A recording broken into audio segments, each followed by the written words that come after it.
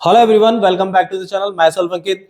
आज हम लेके आए आपके लिए क्लास 12 अकाउंटेंसी का चैप्टर है रेशियो एनालिसिस। रेशियो एनालिसिस अगर आपको सीखना है तो उससे पहले आपको इसका जो फर्स्ट पार्ट जो हमने बनाया था, जिसमें हमने रेशियो एनालिसिस का जो बेसिक कंसेप्ट था वो सिखाया था, जिसमें रेशियो एनालिसिस के जितने भी आपके रेशियो है उनके फॉर्मूला विद आपको किस तरीके से फॉर्मूला यूज करना है ये सब सिखाया था। आज हम लेके आए हैं उन्हीं फॉर्मूला बेस्ड कुछ क्वेश्चंस, और वो इंपॉर्टेंट क्वेश्चन आपको तब समझ में आएंगे जब आपको रेशियो एनालिसिस चैप्टर के जो फॉर्मूलाज हैं वो लर्न होंगे। ठीक है, तो आपको पहले वो वीडियो देखना, उसके बाद आपको समझ में आएगा वीडियो। और अगर आपको फॉर्मूलाज वगैरह लर्न है, अच्छे से आते हैं, तो कोई प्रॉब्लम नहीं है, आप डायरेक्ट क्वेश्चन कर सकते हैं। ठीक है, तो बढ़ते हैं बच्चों हमारे सबसे पहले क्वेश्चन की तरफ।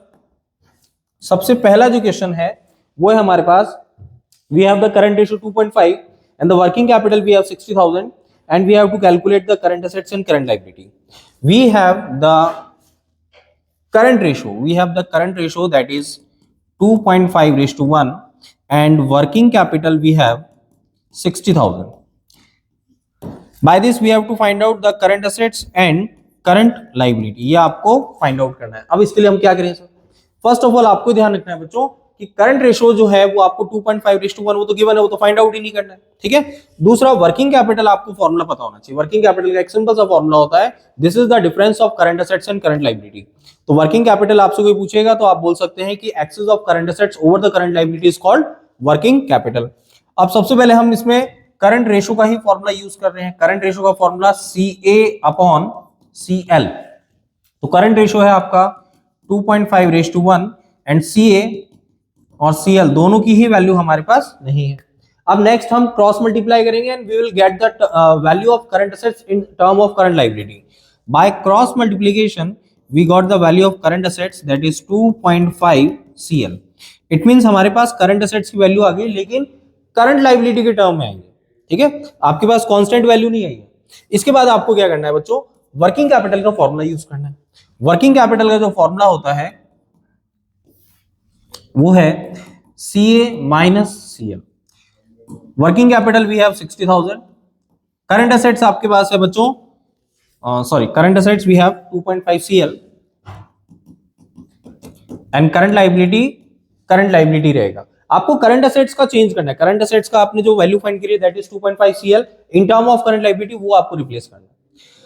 अब 60,000 इक्वल्स टू 2.5 CL में से 1 CL गए, देन 1.5 CL। अब CL तो यही रहेगा बच्चों, और 1.5 इसके डिवाइड में आ जाएगा। तो 60,000 डिवाइडेड बाय 1.5। जब आप डिवाइड करेंगे तो आपको देखना है डिनोमिनेटर में आपका पॉइंट है, पॉइंट कैंसिल होगा तो ऊपर क्या आ जाएगा बच्चों? 0। 15 4 जा 60, तो मींस करंट लायबिलिटी आपके पास आ गई 40,000। ओके बच्चों, we got the value of current liability. लेकिन अगर आपको करंट एसेट्स भी फाइंड करनी, क्वेश्चन में दोनों फाइंड करना, हमने करंट लायबिलिटी तो फाइंड कर ली 40,000। अगर आपको करंट एसेट्स भी फाइंड आउट करना है तो करंट एसेट्स फाइंड आउट करने के लिए हम क्या करेंगे? देखिए, आपकी जो वैल्यू है ये करंट लायबिलिटी, वो इस इक्वेशन में पुट करना है। It means we have to put the value of current liability in the equation 1। Equation 1 है आपकी CA equals to 2.5 CL। CA will be equal to 2.5 and CL की वैल्यू है आपके पास 40,000। क्रॉस मल्टीप्लाई करेंगे, we got current assets equals to 1 lakh. चलिए, तो हमारे पास करंट एसेट्स और करंट लायबिलिटी दोनों की वैल्यू आ चुकी है। ठीक है बच्चों, चलिए आगे बढ़ते हैं। हमारा एक क्वेश्चन और लेते हैं हम।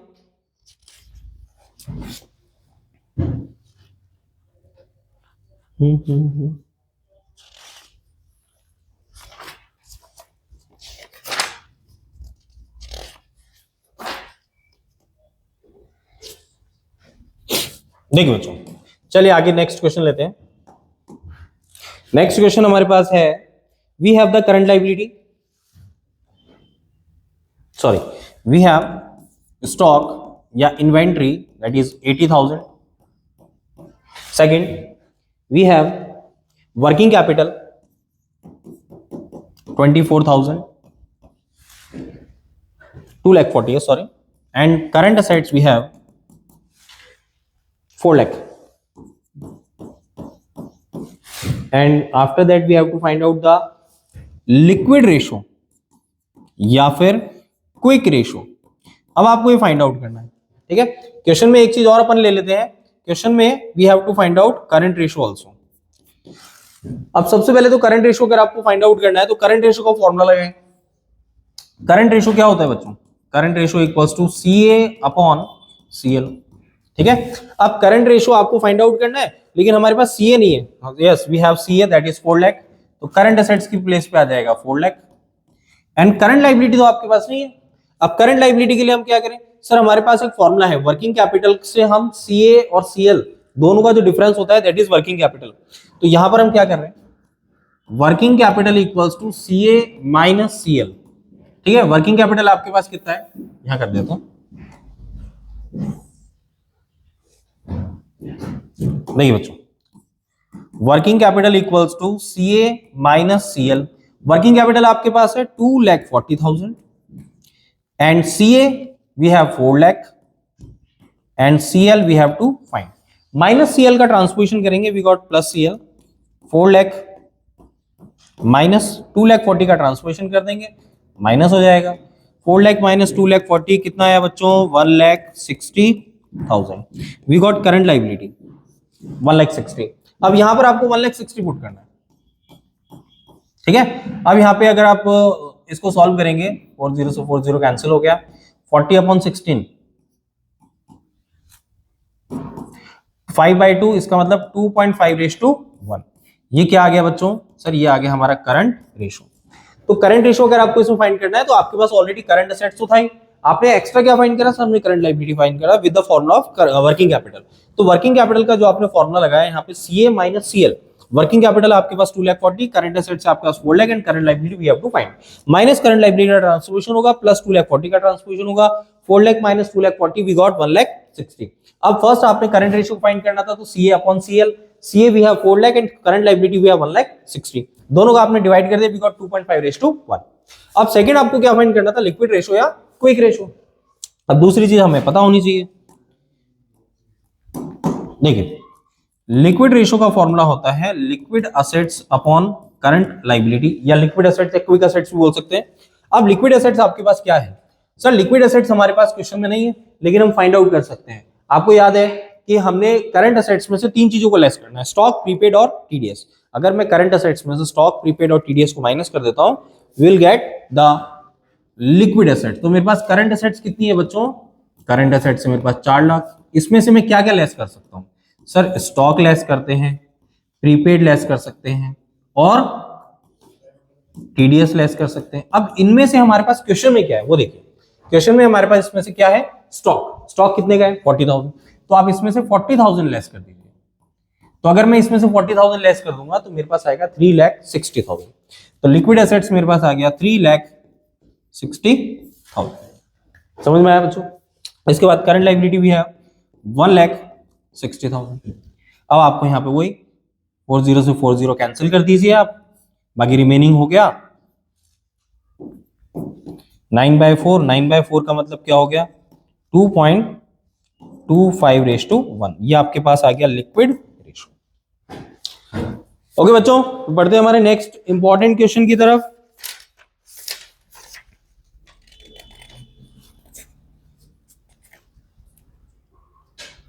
This we have the current liability we have 3 lakh. Question में आपको मेंशन है बच्चों, करंट लायबिलिटी है आपके पास 3 lakh. Okay, second current ratio we have 3:1 and liquid ratio we have 1:1। Okay, अब इसमें हमें फाइंड आउट करना है स्टॉक। जैसे ये हमारा क्वेश्चन हो गया थर्ड, अब इसमें हमें फाइंड आउट करना है स्टॉक। अब स्टॉक हम कैसे फाइंड आउट करेंगे? देखिए सबसे पहले तो करंट लायबिलिटी आपको गिवन है, करंट रेशो आपको गिवन है, लिक्विड रेशो आपको गिवन है, आपको स्टॉक निकालना है। तो स्टॉक हम कैसे निकाल सकते हैं? देखिए बच्चों पहले बेसिक समझते हैं। देखिए जो भी करंट एसेट्स होती है उसमें से हमें स्टॉक, प्रीपेड और टीडीएस ये 3 चीजें लेस करनी है। ये 3 चीजें आप लेस कर देंगे तो आपके पास रिजल्ट में क्या आएगा? लिक्विड एसेट्स या फिर क्विक एसेट्स। तो हम क्या करें? हम ऐसा करते हैं सर, यहाँ पे करंट एसेट्स निकाल देते हैं और क्विक एसेट्स भी निकाल देते हैं। तो करंट और क्विक दोनों एसेट्स निकालते हैं, तो दोनों को माइनस कर देंगे। तो दोनों को माइनस करने पे तीनों में से एक चीज आ जाएगी, या तो स्टॉक आएगा, प्रीपेड आएगा, टीडीएस आएगा। क्वेश्चन में आपसे क्या पूछ रहा है, क्वेश्चन में आपसे पूछ रहा है स्टॉक, तो हमारे पास स्टॉक आ जाएगा। तो हमारे लिए जो प्रायोरिटी है वो हम इसमें क्या करेंगे सर, इसमें फर्स्ट हमें क्या करना है, देखिए सबसे पहले तो आप इसमें फॉर्मूला लगा दीजिए करंट रेशो का। Current ratio equals to CA upon CL। Current ratio equals to CA upon CL। Current ratio we have 3:1, CA we have to find, and current liability we have current liability we have to sorry CA we have to find, तो CA आपको find करना है, and current liability we have 3 lakh. देखो बच्चों current ratio आपका 3:1 है, current assets we have to find and current liability we have given in question that is 3 lakh. By cross multiplication we got the current assets 9 lakh. ये आपके पास क्या आ गया बच्चों, करंट एसेट्स। सेकंड आपको क्या करना है, सेकंड आपको लिक्विड रेशियो का फॉर्मूला लगाना है। लेकिन सर लिक्विड रेशियो का फॉर्मूला क्यों लगा रहे हैं, लिक्विड रेशियो का अगर आप फॉर्मूला लगाएंगे तो यहां पर आपके पास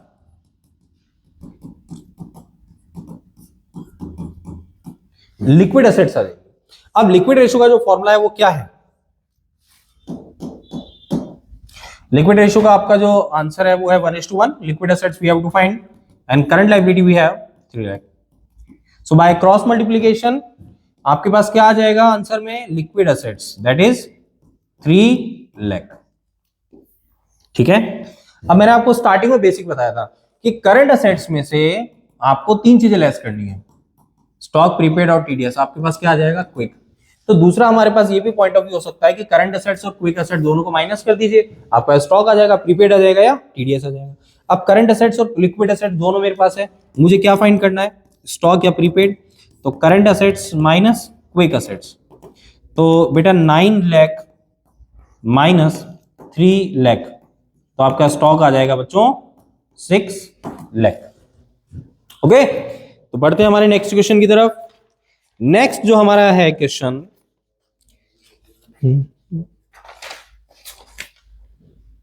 देखिए बच्चों, अब नेक्स्ट हमारा जो क्वेश्चन ले रहे हैं हम वो है डेब्ट इक्विटी रेशो का। अब डेब्ट इक्विटी रेशो में we have the information, equity share capital we have 2 lakh, reserve and surplus we have 1,50,000, debenture we have 3,50,000 and current liability we have 1 lakh. देखिए बच्चों, आपको जो इंफॉर्मेशन दे रखी है वो मैं पहले बता देता हूं आपको। Equity share capital we have 2 lakh,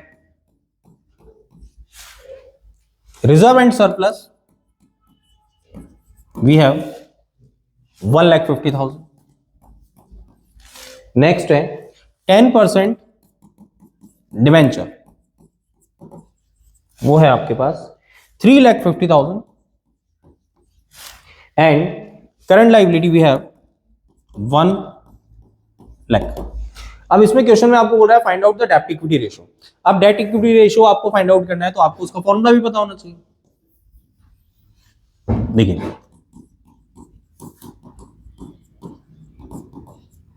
डेब्ट इक्विटी रेशो को इसका फॉर्मूला होता है बच्चों लॉन्ग टर्म लाइबिलिटीज या long term debts upon internal liabilities या फिर शेयर होल्डर फंड, एक ही बात है। ठीक है। अब यहाँ पे लॉन्ग टर्म लाइबिलिटी जो है आपके पास वो कितनी है वो चेक करते हैं। तो लॉन्ग टर्म आपके पास इसमें से सिर्फ और सिर्फ डिवेंचर है, करंट लाइबिलिटी शॉर्ट टर्म होता है। ठीक है। तो लॉन्ग टर्म में सिर्फ मेरे पास डिवेंचर है, तो लॉन्ग टर्म लाइबिलिटी में मैंने लिख दिया 3,50,000 एंड इंटरनल लाइबिलिटीज का दूसरा नाम क्या होता है, शेयर होल्डर फंड, और क्या बोल सकते हैं, प्रोप्राइटरी फंड भी बोल सकते हैं इसको। तो इंटरनल लाइबिलिटीज में हमारे पास इक्विटी शेयर कैपिटल और रिजर्व दोनों आ जाएंगे। इन दोनों को हम ऐड करते हैं तो ये आ जाएगा बच्चों 3,50,000। दोनों का आपने डिवाइड करा, वी गॉट 1:1। ये आपका आंसर आ गया डेब्ट इक्विटी रेशो। ठीक है बच्चों, और एक और क्वेश्चन लेके आते हैं आपके लिए। We have the long term borrowing 2 lakh, long term provision we have 1 lakh, current liability is 50,000 and current assets and we have the information about the current non current assets. देखिए बच्चों, फर्स्ट आपको जो गिवन है क्वेश्चन में वो है long term boring, next है आपका लॉन्ग टर्म प्रोविजन, इसके बाद है करंट लायबिलिटी, इसके बाद है नॉन करंट एसेट्स का मतलब क्या होता है बच्चों, फिक्स एसेट्स होता है। ठीक है। और लास्ट में मुझे दे रखा है करंट एसेट्स। अब देखिए लॉन्ग टर्म बोरिंग है आपके पास 2 लाख, ये है आपका 1 लाख, ये है आपका 50,000 current liability. And non current assets we have 3,60,000 या फिक्स एसेट्स आपके पास 3,60,000 है। इसके बाद आ जाते हैं हम करंट एसेट्स। करंट एसेट्स है आपके पास 90,000। ठीक है, again we have to find out the debt equity ratio. Formula वही रहेगा, फॉर्मूला है हमारा long term liabilities upon shareholder fund. Okay, अब इसमें आपको चेक करना है कि इसमें से लॉन्ग टर्म लाइबिलिटी क्या है। तो सर लॉन्ग टर्म लाइबिलिटी एक तो लॉन्ग टर्म बोरिंग हो गया, लॉन्ग टर्म प्रोविजन हो गया, तो 2 और 1 ये तो हो गया आपका बच्चों 3 लाख। अब शेयर होल्डर फंड यहां पर देखो मेंशन ही नहीं है, यहां पे करंट लाइबिलिटी है, यहां पे फिक्स एसेट्स हैं, यहां पे करंट एसेट्स हैं। पूरे क्वेश्चन में आपके पास शेयर होल्डर फंड नहीं है। अब बहुत अच्छा क्वेश्चन है, देखिए आप इसमें शेयर होल्डर फंड कैसे फाइंड करेंगे बच्चों, वो चेक करते हैं अपन। देखो किस तरीके से फाइंड करना है, इसके लिए हम क्या कर रहे हैं, एक मेमोरेंडम बैलेंस शीट बना रहे हैं।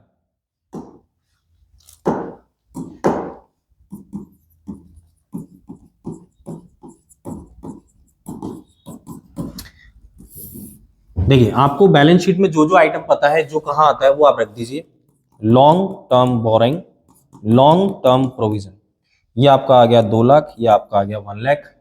करंट लाइबिलिटी ये है आपकी सॉरी 50,000।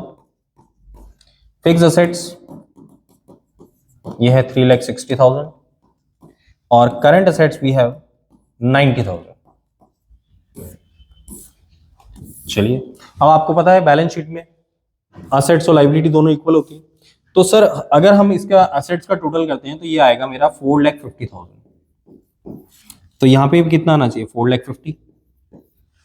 अब यहां पर आपको ध्यान हो, एक चीज मिसिंग हो रही है, यहां पे एक चीज कौन सी मिसिंग हो रही है, यहां पे शेयर होल्डर फंड। अब वो हम इससे निकाल देंगे बैलेंसिंग फिगर से। देखना ये 4,50,000 है, 4,50,000 में से ये आप तीनों लेस कर दीजिए, 2 लाख, 1 लाख और 50, मतलब 3,50,000 माइनस कर दीजिए, we got 1 lakh as balancing figure. ये आपका बैलेंसिंग फिगर आ गया, ये आपका शेयर होल्डर फंड है। तो 1 लाख आपका जो बैलेंसिंग फिगर आया है वो आपका शेयर होल्डर फंड है। अब यहां लिख दीजिए आप 1 लाख, आपका आंसर आ जाएगा 3:1। तो ये जो 1 लाख है ये बेटा बिना मेमोरेंडम बैलेंस शीट के नहीं आ पाएगा, ठीक है, तो ये बनाना सीख लेना। देखिए दोबारा, फिक्स एसेट्स और करंट एसेट्स अपनी जगह आ गया, long term borrowing, long term provision, current liability आ गया। हमारे पास मिसिंग क्या था, शेयर होल्डर फंड। ये जो टोटल है उसमें से आपने ये तीनों लेस कर दिए, बाकी जो डिफरेंस होगा 1 lakh that is your share holder fund या इंटरनल लायबिलिटी या प्रोप्राइटरी फंड, वो आपने शेयर होल्डर फंड की जगह रख दिया, रेशो आपका आ गया। ठीक है बच्चों, बढ़ते हैं हमारे नेक्स्ट क्वेश्चन की तरफ। नेक्स्ट क्वेश्चन है हमारा, we have the total assets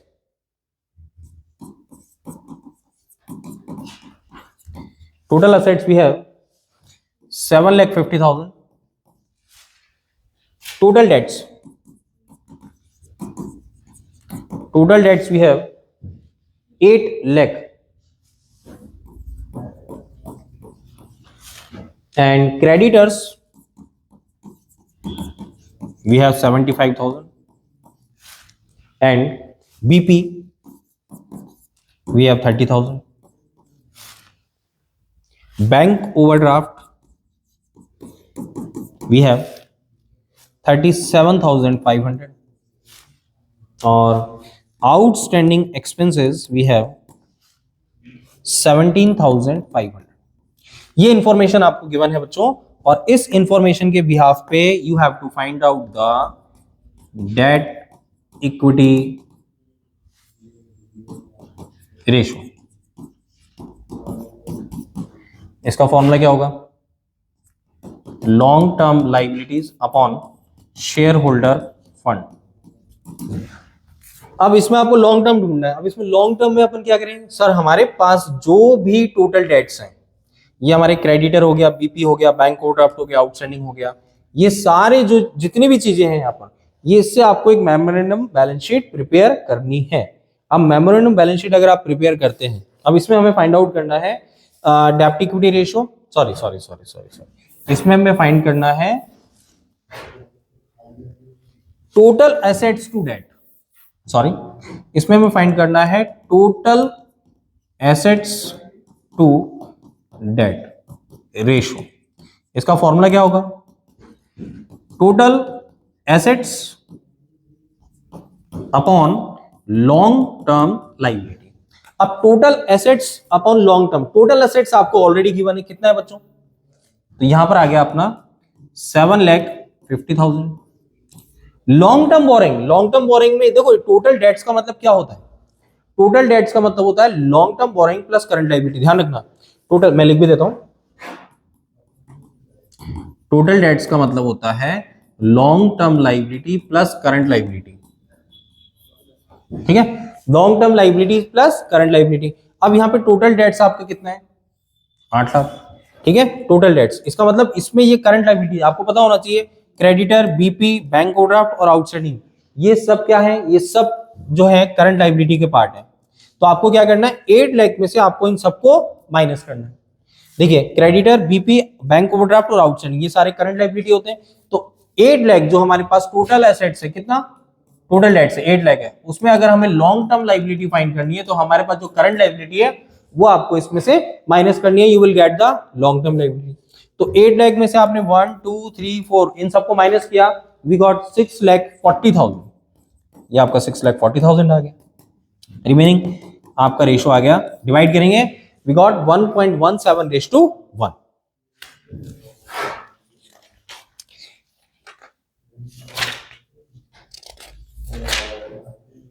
एक हम इंपॉर्टेंट क्वेश्चन और लेके आए आपके लिए, we have net profit before tax.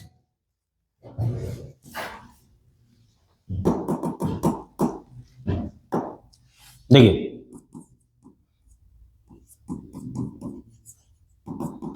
Net profit before tax we have 1,20,000, बहुत अच्छा क्वेश्चन है बच्चे, और 12% लॉन्ग टर्म डेट्स, ये है आपके 20 लाख, ठीक है। इसके बाद आपको दे रखा है टैक्स की जो रेट है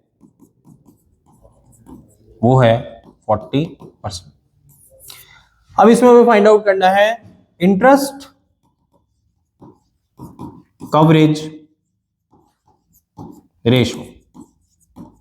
इंटरेस्ट कवरेज रेशो, इसका फॉर्मूला होता है PBIT अपॉन इंटरेस्ट पेबल। अब PBIT मतलब profit before interest and tax, ये आपको पहले फाइंड आउट करना है। उसके बाद इंटरेस्ट पेबल, देखिए इंटरेस्ट पेबल हम ऐसे निकाल सकते हैं, ये जो हमारे 20 लाख के लॉन्ग टर्म लायबिलिटी है इस पे 12% निकाल देंगे, तो 20 लाख का 12% कितना हुआ बेटा, ये तो आपका आ जाएगा 2,40,000, 20 लाख का 12% 2,40,000, ये तो आ जाएगा, ठीक है। अब यहाँ पे हमारे पास है नेट प्रॉफिट बिफोर, कितना है, नेट प्रॉफिट बिफोर नहीं, सॉरी नेट प्रॉफिट आफ्टर है, सॉरी, ये नेट प्रॉफिट है आपके पास आफ्टर, आफ्टर है और हमें फॉर्मूले में क्या चाहिए, बिफोर। तो आफ्टर है और मुझे फाइंड आउट करना है बिफोर, तो मुझे एक एक्स्ट्रा कैलकुलेशन करनी पड़ेगी बच्चों। देखिए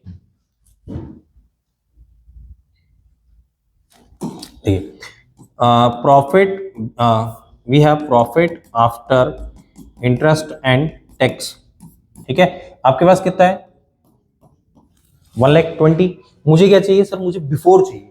तो बिफोर के लिए आपको सबसे पहले इसमें क्या ऐड करना है, टैक्स। अब टैक्स की कैलकुलेशन कैसे होगी, देखो 40% का टैक्स रेट है, ध्यान रखना बच्चों, अगर 40% का टैक्स रेट है तो इसका मतलब आपके पास कितना होगा 60%। तो आप ये जो अमाउंट है ये आपका है 60%, ठीक है। तो 1,20,000 जो है वो कितना है, ये है 60%, तो 40% निकाल दीजिए, ये आपका आ जाएगा 80,000, ठीक है। तो 1,20,000 प्लस 80 कितना हुआ 2 लाख, और हम इसमें और क्या ऐड करेंगे, इंटरेस्ट। इंटरेस्ट आपका है 20 लाख का 12% कितना हुआ 2,40,000, तो ये हो गया हमारे पास टोटल 1,20,000 प्लस 80 प्लस 2,40,000 कितना हुआ 4,40,000। इसमें आपको सिर्फ एक ही चीज स्टेप समझना है, वो है टैक्स। टैक्स की कैलकुलेशन दोबारा समझिए बेटा, आपने 40% अगर गवर्नमेंट को टैक्स दिया है तो आपके पास जो प्रॉफिट होगा आफ्टर टैक्स वो कितना होगा 60%। अगर ये आपका 1,20,000 जो है वो 60% है, अगर ये 1,20,000 जो है वो 60% पे है, तो 40% जो है वो कितना होगा, 40% का मतलब टैक्स कितना होगा, ये ध्यान रखना। अगर मान लो 40 की जगह 30% होता तो मैं क्या करता, मैं ये करता 1,20,000 जो है वो 70 पर है तो 30 कितना होगा ध्यान रखना बच्चों, ठीक है। तो 1,20,000 जो है वो 60 पर है, तो 40 पर कितना हुआ 80,000। और उसके बाद जो इंटरेस्ट है, इंटरेस्ट कैसे निकालेंगे, 20 लाख का 12% कितना हुआ 2,40,000। आपने इन दोनों आइटम को ऐड कर दिया तो आपके पास आ जाएगा पीबीआईटी। पीबीआईटी का मतलब profit before interest and tax. तो पीबीआईटी आपके पास आ गया 4,40,000। अब आप जब इसमें डिवाइड करेंगे तो आपके पास आएगा 1.83 टाइम्स। ये जो आपने फाइंड आउट किया ये है इंटरेस्ट कवरेज रेशो, ठीक है बच्चों। अब नेक्स्ट जो हमारा पॉइंट आता है वो है एक्टिविटी रेशो।